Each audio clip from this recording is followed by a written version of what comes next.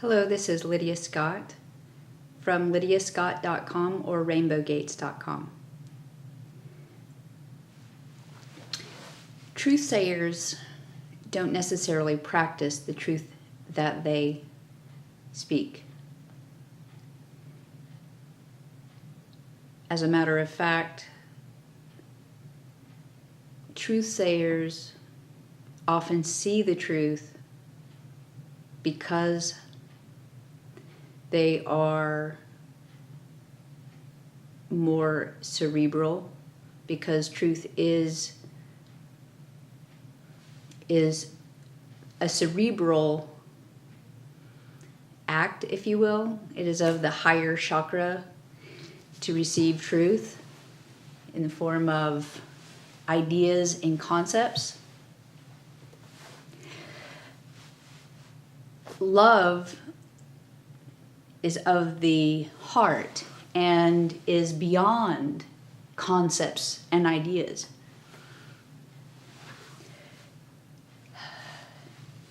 So truth is essentially something that is more about the third dimension and of some of the higher dimensions, but it doesn't have anything to do with ultimate reality. Truth is something that'll be dropped once we're past words and concepts and ideas and symbols. Truthsayers can receive information and ideas, and unfortunately, sometimes the wonderful ideas that they bring to us are negated because their behavior does not match what they're talking about. Just because somebody receives ideas about truth and they get that conceptualization, it doesn't mean that they have fully integrated it into their life experience, into their soul, into their heart. And it's not a reason to negate that person's ideas. It's not even a reason to point out that that they're being hypocritical, if indeed they are. Because it's still, even if they are a hypocrite, if the truth has been spoken or something that resonates with you, it's still the truth. But truth is something that is not of this realm. Anyway, we can only kind of symbolize it, get close to it, because the moment that it's even spoken, it is, or we try to speak of truth, we've lost it. Truth is still, it's something that we can get closer and closer to, but will not be able to manifest here directly. It's impossible, because this is an illusion that we're living in, and truth cannot exist in illusion. In other words, truth speaks of reality, and that's not where we are. So you're seeing my point, I hope. So I just wanted to kind of point out, this is another reason not to judge people or gurus or teachers. Not because we should not, it is because we cannot. We're not capable of judging others, and all it does anyway is entrap ourselves.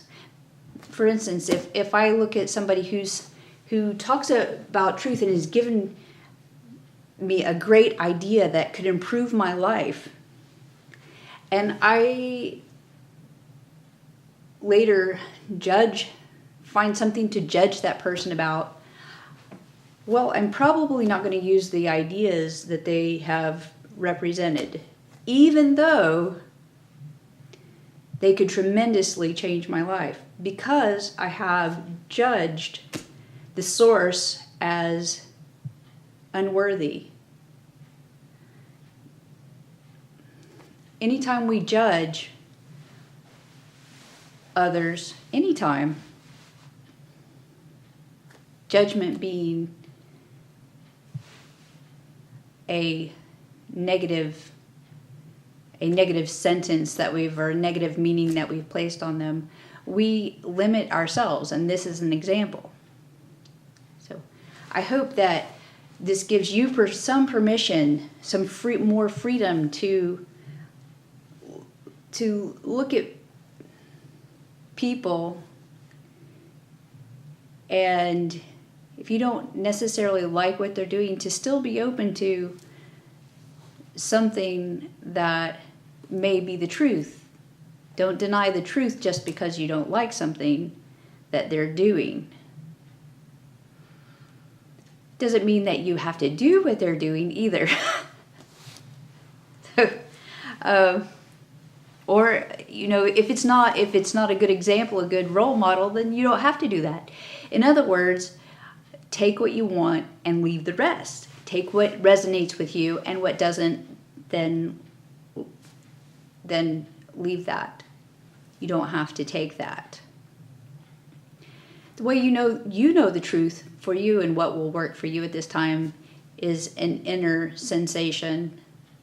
Some people get chill bumps. Sometimes the light bulb just goes on. The light bulb, that moment when you get, oh, that's the truth speaking to you, and you can take that truth and apply it to your life.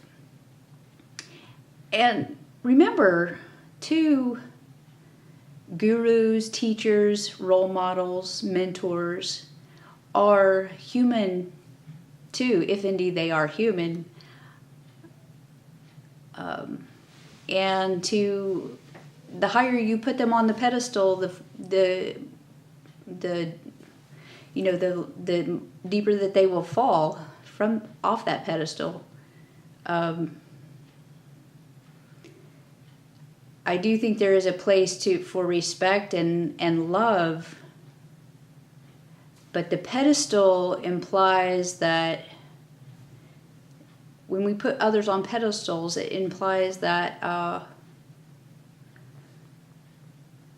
that there's some kind of something has been removed from them that is that they can't air. There's no room for that. One reason that truthsayers speak the truth, there's two reasons that I would like to make a point on, but the first reason is because they tend to be more cerebrally oriented than heart oriented. And ideally we have an equal amount of wisdom and heart or compassion.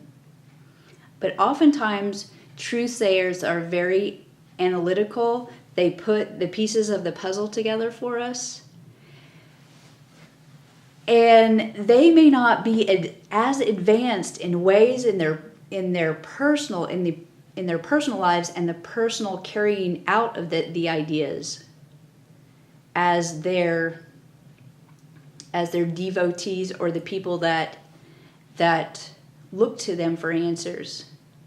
They're very good in providing answers, but their own life could be far from ideal. It could be maybe not even as functional as the people that are looking to them for answers. It doesn't mean those people can't apply those answers to their lives and have tremendous changes. This is exemplified in so many of the preachers in the 20th century I knew about years ago that were just falling from grace. Things were happening and they were doing things that were shocking people, like having extramarital affairs and things like that, just scandalous kind of things, and or getting greedy but that does not negate all the truth that they spoke.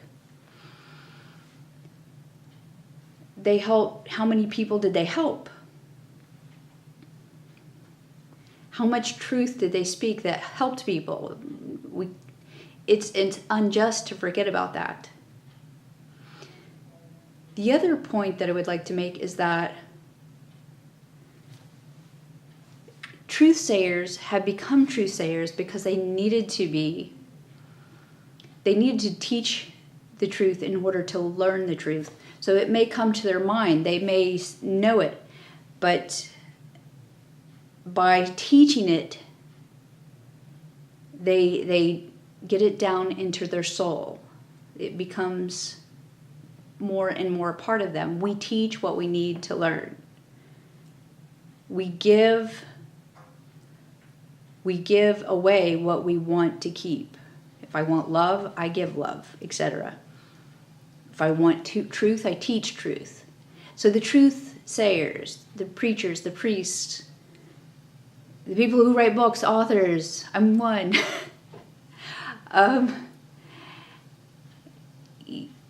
Take them off the pedestal, but doesn't negate that truth. They're a messenger.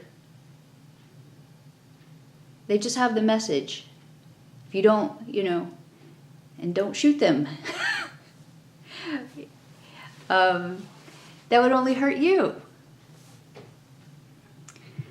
Anyway, so that kind of sums up what I would like to say about opening your mind, being open to your teachers, open to all the wonderful people in the world, and letting them off the hook a little bit, and not negating the truth that they have spoken. That would be a terrible waste for us all. I have an upcoming book, speaking about authors, and it's called Storming Emerald City, and it will have a companion book. I'm not solid on the name right now, but it'll be something like The Rainbow Gates that I'm working on currently too, and it will be coming out soon, so be looking for that. I'm now working on the lydiascott.com website, and we'll be working on the Rainbow Gates website a little bit later and doing some videos for that too. Just want to say, have a great day, have a great life. Don't forget to like and subscribe. Bye now.